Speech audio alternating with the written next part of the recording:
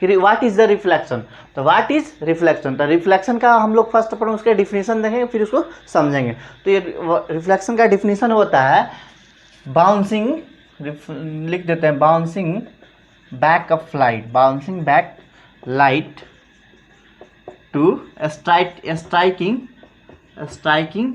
On the surface, ठीक है, bouncing back light striking on the surface and change the direction of light. और भी कुछ कह सकते हैं जैसे, और बाउंसिंग बैक यानी कोई लाइट्स अपने जगह से फिर वापस जाती है जिस मीडियम में, सेम मीडियम, और एक और पार्ट जोड़ लिए सेम मीडियम। इसको हम अभी एक्सप्लेन करते हैं फिगर के मतलब से। कोई एक सरफेस है, ठीक है, कोई एक सरफेस हो गया, ये सरफेस पे यहाँ से कोई लाइट आई और फिर यहाँ से टकराई और चली गई। अब देखिए इसके मदद से हम इसको समझेंगे। ये सरफेस कैसी है, प्लेन सरफेस। कौन सी है, यहाँ पे हम एथी ले लेते हैं, ये मिरर ले लेते हैं, प्लेन मिरर ले लें, ठीक है। देखेंगे प्लेन मिरर, तो प्लेन मिरर में एक जनरली बात होता है कि प्लेन मिरर नीचे से रंगा हुआ रहता है। ये कॉटेड है, डॉटेड है, मतलब डॉटेड है, मतलब पीछे नीचे से रंगा हुआ है और ऊपर से, तभी ना वहाँ से लाइट रिफ्लेक्ट करके चल जाएगा। नहीं तो और कोई शीशा, वैसे शीशा पारदर्शी लेंगे, ट्रांसपेरेंट मिरर लेंगे तो उसे एक तरह से लाइट डालेंगे, दूसरी तरफ से निकल जाएगा, वहाँ पे दिक्कत होता है। इसीलिए एक तरह से इसको रंग दिया गया है। तो देखेंगे इसमें जनरली हम देखेंगे bouncing back of light striking on the surface, यानी लाइट जो आया, ठीक है, फिर यहाँ पे striking on the surface, striking on the surface यानी सरफेस पर टकराया, उसके बाद फिर वापस चला गया, यानी बाउंसिंग बैक हो गया, मतलब आया, टकरा कर चला गया और सेम मीडियम है, यानी ये एयर से आया, एयर से आया और एयर में ही चला गया, ये हवा में से आया, हवा में ही चला गया। इसी को कहते हैं रिफ्लेक्शन ऑफ लाइट। अब रिफ्लेक्शन ऑफ लाइट में यहाँ पे कुछ बातें छुपी हुई, कौन कौन सी बातें हैं वो हम देखेंगे। यहाँ पे कुछ ऐसी बातें हैं जो कि बहुत ज़रूरी है। अब देखिए आप लोग इसमें आप लोग थोड़ा सा ध्यान लगाइए, जो रे आया और जो रे गया इसे हम क्या कहेंगे, जहाँ पे ये मिला इसे हम क्या कहेंगे, ठीक है। तो जो रे आया, जो मतलब जो वैसी किरण जो आने वाली हो, मतलब ये रे आया, इसे हम कहेंगे इंसिडेंट रे। क्या कहेंगे, इंसिडेंट रे। इसे हम लोग कहेंगे इंसिडेंट रे, इसे हम लोग क्या कहेंगे, इंसिडेंट रे, ठीक है। इसको हम आई से डिनोट करते हैं, ठीक है, जनरली हम लोग आई से डिनोट करते हैं शॉर्ट फॉर्म में, याद रखिएगा, ठीक है। अब आया, टकरा गया, यानी इस सरफेस पे टकरा गया और इस सरफेस पे टकरा कर ऊपर गया, इस सरफेस से टकरा कर ऊपर गया, इस रे को कहेंगे, ये देखिए आने का मतलब निशानी है और ये जाने का एरो लगा दिए, ठीक है। ऊपर जो जाएगा इसको कहते हैं रिफ्लेक्टेड रे। क्या कहते हैं, रिफ्लेक्टेड रे। ये हो गया आप लोग का रिफ्लेक्टेड रे। तो आप लोग यहाँ से देखिएगा, एक बात देखिएगा, मतलब ये आया फिर गया और एक पॉइंट है, ठीक है, ये पॉइंट पे एक पॉइंट पे टकराया, ठीक है, और ये दोनों लाइनों को बीचों बीच जो बांटता है, दोनों लाइन को बीचों बीच, इस दोनों लाइन को मतलब जहाँ से आए टकराई लाइन और वापस चली गई, ये दोनों कुछ पे जगह बचा ना, इसको बीचों बीच यानी 90 डिग्री पर कट करेगा परपेंडिकुलर इस सरफेस को, और ये दोनों को बराबर बराबर भागों में बांटेगा। इसी को कहते हैं हम नॉर्मल। क्या कहेंगे, नॉर्मल। इसको एन से डिनोट करते हैं, इसे आर से डिनोट करते हैं रिफ्लेक्टेड को, और इंसिडेंट को आई कहते हैं, ठीक है। अब होता है इसमें एंगल ऑफ इंसिडेंट क्या होता है, कुछ मतलब ये कोई बेसिक बात है, जान लीजिए, इसको हम समझाएंगे अभी। एंगल ऑफ इंसिडेंट इसे कहते हैं नॉर्मल, और आई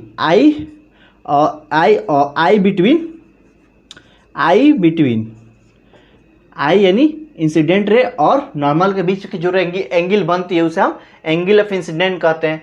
और जो एंगल रिफ्लेक्टेड रे और नॉर्मल रे के बीच में बनते हैं उसे एंगल ऑफ रिफ्लेक्शन कहते हैं, ठीक है। तो ये दोनों बात समझ में आ गई।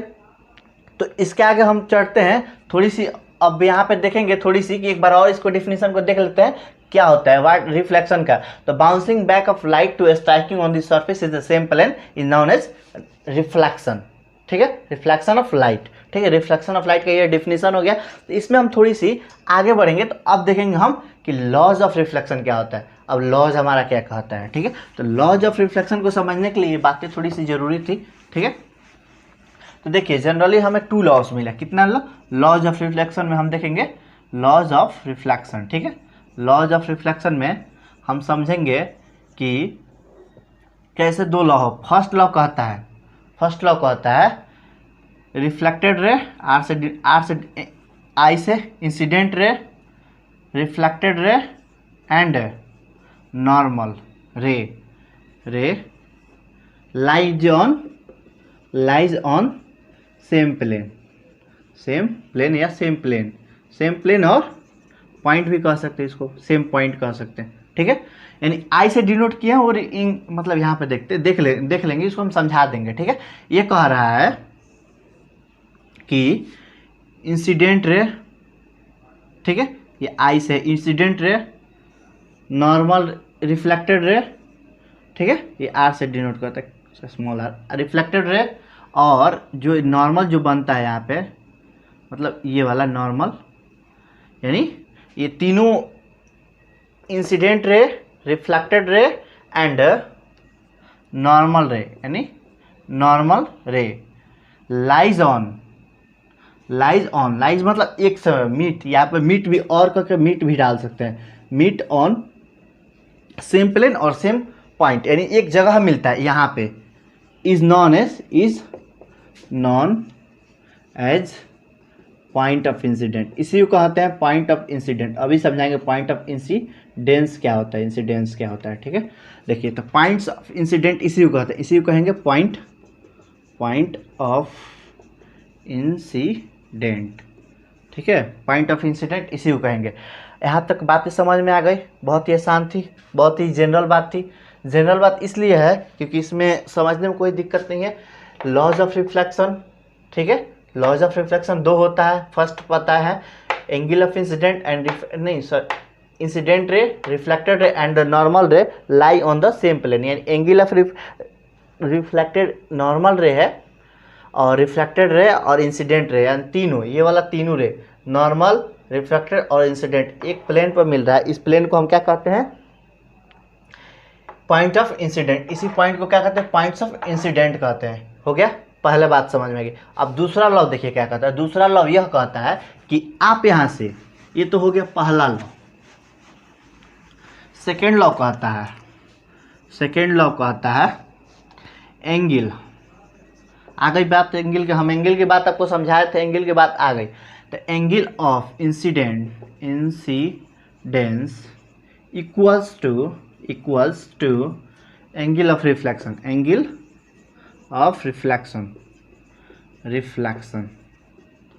ठीक है।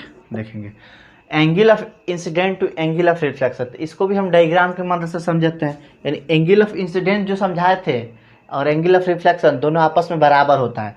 इसको और भी कहते हैं, इस यहाँ पे इसको शॉर्ट फॉर्म में I equal to angle R कहते हैं, angle I equal to angle R कहते हैं।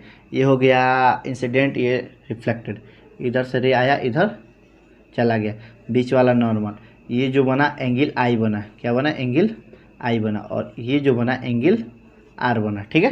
तो यहाँ पे angle I equal to angle R, यही कहना चाहता है। मतलब सेकेंड लॉ कहता है एंगल ऑफ इंसिडेंट, यानी angle of incident equal to angle of reflection, ठीक है। सेकेंड लॉ यही कहना चाहता है। तो ये हमारे दो लॉस हुई। अब इसमें हम कुछ क्वेश्चंस करते हैं, जो क्वेश्चंस बहुत कॉमनली यूज होते हैं। अब देखते हैं क्वेश्चंस वो यूज कौन कौन से होते हैं। देखिए तो फर्स्ट ऑफ ऑल मेरा क्वेश्चन है, दोनों लॉ को आपने समझा।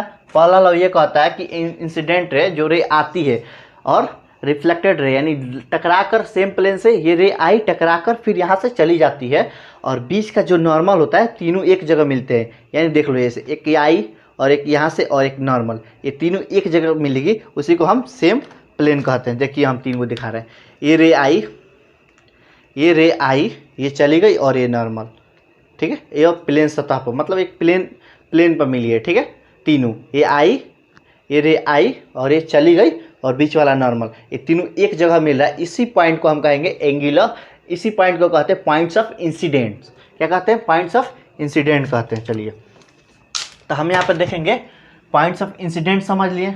सेकेंड लॉ यह कहता है angle of reflection of light का सेकेंड लॉ कहता है कि जो हमारा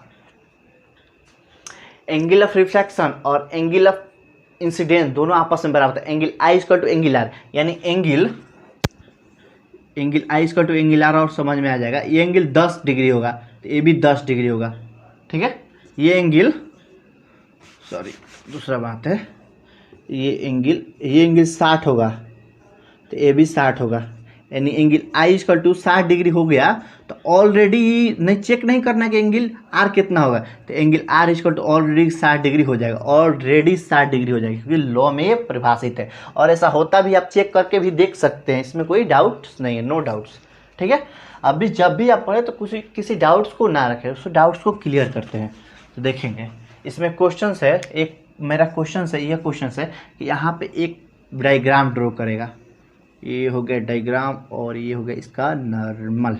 चलो ठीक है, आप लोग सॉल्व करिएगा, ठीक है, क्योंकि ये बहुत इजीली कॉमन क्वेश्चन है, बहुत लोग गलती कर देते हैं इसी में, इसीलिए इसको दे रहे हैं। ठीक है, ये हमारा दे दिया 40 डिग्री, ठीक है, ये एंगल 40 डिग्री दिया, तो हमें इसमें निकालना है एंगल ऑफ रिफ्लेक्शन, यानी आर निकालना है। Find the angle of reflected, reflection कहो, रिफ्लेक्शन कहते हैं, चलो ठीक है, रिफ्लेक्टेड कहते हैं इसको। ठीक है, यानी एंगल आर को फाइंड करना है, एंगल आर की वैल्यू फाइंड करना है। कोई कैसे करेगा एंगल आर की वैल्यू फाइंड, ये कॉमन क्वेश्चन आप लोग सॉल्व करिए। ठीक है, तो आप लोग चलिए सॉल्व करिए, तब तक देखते हैं।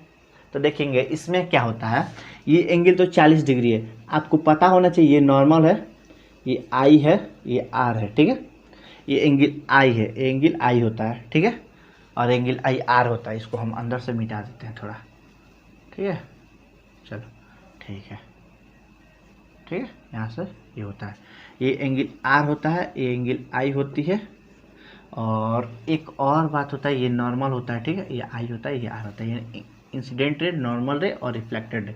इधर से इसको एरो दिखाते हैं और एक इधर से एरो दिखा देंगे। ठीक है, तो देखेंगे ये तो 40 डिग्री है, ठीक है, ये 40 डिग्री, इसका फिर से एक डायग्राम ड्रॉ करेंगे यहाँ पे इसको समझने के लिए, ऐसे ठीक है, ये तो 40 डिग्री दिया है, ऑलरेडी 40 दिया है। ठीक है, तो देखेंगे नॉर्मल जो गिर रहा था, ये नॉर्मल, अब इसको हम भूल जाएंगे, पहले सब किसी को भूल जाते हैं, थोड़ा सा डायग्राम को सही कर लेते हैं। ठीक है, ये हमारा नॉर्मल जो है, ये एन जो है, ये गिरा होगा तो यहाँ पे 90 डिग्री पे गिरता है, कभी भी नॉर्मल कभी भी आएगा तो 90 डिग्री पे आएगा, यानी परपेंडिकुलर ही आता है। जब दोनों एंगल को बांटता है बराबर तो परपेंडिकुलर आता है। जो पता है जब एंगल परपेंडिकुलर गिरता है तो 90 डिग्री का गिनता है, कितना गिरता है 90 डिग्री का। तो ये टोटल पार्ट्स हो गया 90 डिग्री, ये टोटल पार्ट्स हो गया 90 डिग्री, इसमें से इतना को दिया है, कितना दिया है, इतना को 40 डिग्री दिया है, ये टोटल पार्ट्स हो गया 90 डिग्री। ठीक है, 90 डिग्री, ये 40 दे दिया है, ये 40 दे दिया है, तो 90 में से हम लोग 40 घटा देंगे, 40 घटा देंगे तो 60, मतलब यहाँ 50 आ जाएगा। ठीक है, तो यही ना बचा, ये 40 तो हो गया, ये 50 ही ना बचेगा।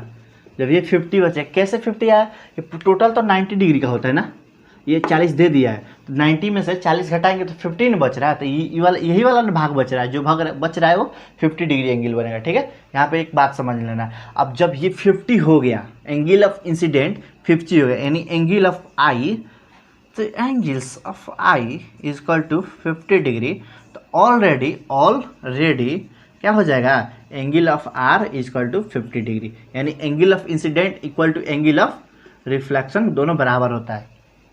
एक क्वेश्चन बहुत ही कॉमन था, बहुत लोग गलती कर देते हैं, इसको बराबर इसको लिख देंगे। ठीक है, ये ऐसा कभी गलती नहीं करना है। ठीक है, तो अब देखते हैं एक और छोटा सा क्वेश्चन है, वो बस थोड़ा सा यहाँ पे इरेगुलर क्वेश्चन से दिमाग वाला। ठीक है, इसमें कैलकुलेशन नहीं करने, आप लोग को बस समझना है इरेगुलर रिफ्लेक्शन क्या होता है। रिफ्लेक्शन में कोई अंतर होता है, कोई चेंजेस, नॉट चेंजेस, मतलब कोई कहता है पाथ जब जिग जैग हो, ऐसे पाथ हो, ऐसे, ठीक है, ऐसे पाथ हो, और इस पे रिफ्लेक्शन हो, इस पर ऐसे रिफ्लेक्शन हो रहा है, देखो यहाँ से ऐसे हो रहा है, ऐसे आएगा, ऐसे जाएगा। ठीक है, रिफ्लेक्शन हो रहा है, ठीक है, ऐसे रिफ्लेक्शन होगा, तो क्या एंगल ऑफ इंसिडेंट बराबर होगा, क्या एंगल ऑफ रिफ्लेक्शन बराबर होगा, कि दोनों बराबर नहीं होगा, कि दोनों बराबर होगा, जो लॉ उसमें फॉलो होता था वो इसमें भी फॉलो होगा कि नहीं होगा, ये हम पता करना है। तो देखिए इसमें एक ही चीज़ कॉन्सेप्ट को यूज करिए आप लोग, कि इसमें वही लॉ फॉलो होगा जो लॉ वहाँ पे फॉलो करते थे हम लोग, क्योंकि दोनों लॉ तो एक ही है। यहाँ पे देखिए क्या होता है, जो जिस पाथ पे गिरेगा उसका एंगल ऑफ रिफ्लेक्शन और एंगल ऑफ इंसिडेंट बराबर होगा। देखिए इस पाथ का है, मान लीजिए अब इसको सब किसी को मिटाते हैं, इसी को लेते हैं, चलिए यहाँ पे सब किसी को मिटा देते हैं, ठीक है, इसी पार्ट को लेते हैं, ठीक है। देखिए इस पार्ट को हम लेते हैं, यहाँ पे हम नॉर्मल डालते हैं ना, जनरली नॉर्मल डालेंगे, नॉर्मल जब डाल दिए ये एंगल, और यहाँ से एक हम लोग लाइन ड्रॉ करेंगे यहाँ पे सरफेस पे, ठीक है। अब यहाँ पे देखेंगे तो angle I equal to angle R हो जाएगा, ठीक है। अब यहाँ पे ये लॉ काम करेगा, मतलब ये लॉ सब जगह काम करेगा, पाथ कोई भी हो, चाहे ऐसे गिरेगा तो ऐसे नहीं जाएगा, मान लो यहाँ पे ऐसे गिरा तो ऐसे जाएगा, तो हम नॉर्मल भी तो ऐसे पारेंगे ना, तो ये हो गया ना, तो यहाँ पे बराबर होगा।